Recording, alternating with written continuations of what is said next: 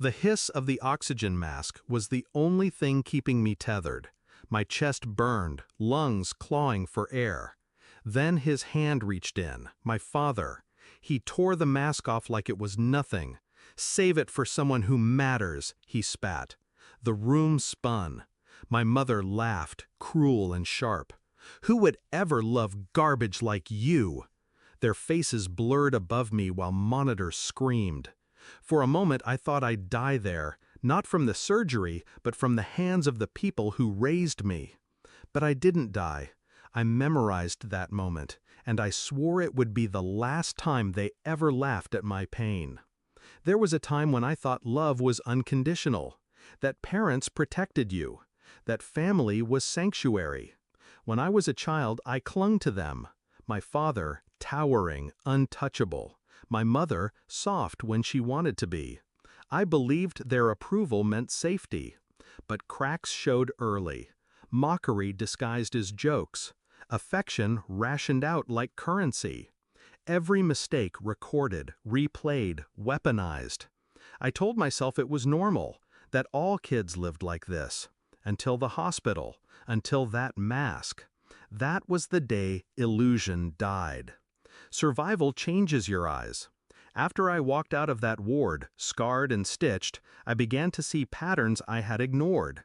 The way my father spoke about me when he thought I wasn't listening. Useless, always a burden. The way my mother smiled when others mocked me, never once defending. How the world saw them as respectable, generous, pillars of the community. But behind closed doors, they sharpened their cruelty on me. And it wasn't just words. I found paperwork. My father using my name to hide debts. My mother forging my signature for her fake donations. They weren't just abusive, they were parasites. They thought I'd never notice. They thought I'd stay broken. I learned to wear masks of my own. Quiet, obedient, numb. They thought they'd won. But silence was strategy. I wasn't healing, I was planning. I studied them the way predators study prey.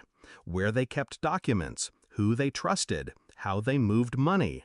Every secret they mocked me with, I stored like a weapon. I didn't need fists, I didn't need screaming, I needed patience. And patience is something the broken know intimately. They valued reputation above all else. That was their weak spot. They needed the world to see them as perfect, loving parents, respected leaders, unblemished.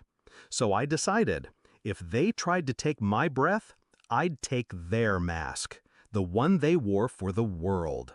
I collected proof, bank records, emails, voice recordings, not stolen, just left unguarded by people who assumed I was too stupid, too weak, too sick to understand. I built my case like an architect, brick by brick. Fraud, embezzlement, abuse, every angle covered, every detail airtight. And I chose the place for the reveal carefully, their charity gala, the one night they paraded as saints before donors and cameras. Perfect. The hall shimmered with chandeliers, champagne, laughter, everyone they needed to impress. My parents worked the room like royalty, shaking hands, collecting praise, smiling wide, the very picture of benevolence.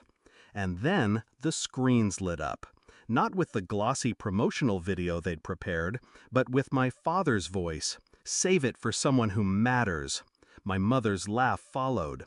"Who would ever love garbage like you?" The room fell silent. You could hear the wine glasses set down, the sharp intake of breath. But I didn't stop there. One by one, files appeared. Stolen funds traced through their accounts. Forged signatures.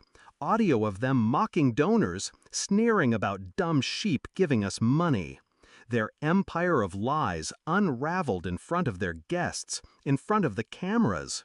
They scrambled, shouting at staff to cut the feed, but it was everywhere. Screens, speakers, even the press had been tipped off, waiting with headlines ready. And I stood in the corner, calm, breathing steady.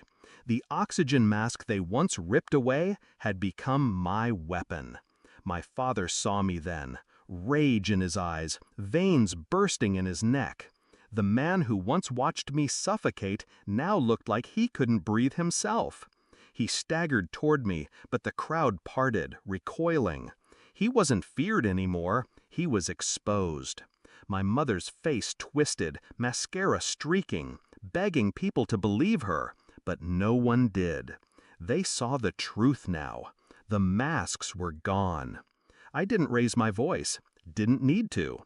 I just whispered as he passed close enough to hear, "You should have saved it for someone who mattered."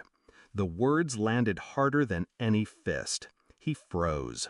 And in that silence, everything collapsed. They lost everything within weeks. Businesses investigated, assets frozen, friends vanished. Their names became poison. I didn't celebrate loudly. I didn't need to. My revenge wasn't about applause. It was about air. Breathing freely for the first time. And I do. Every day. I inhale without fear, without their hands around my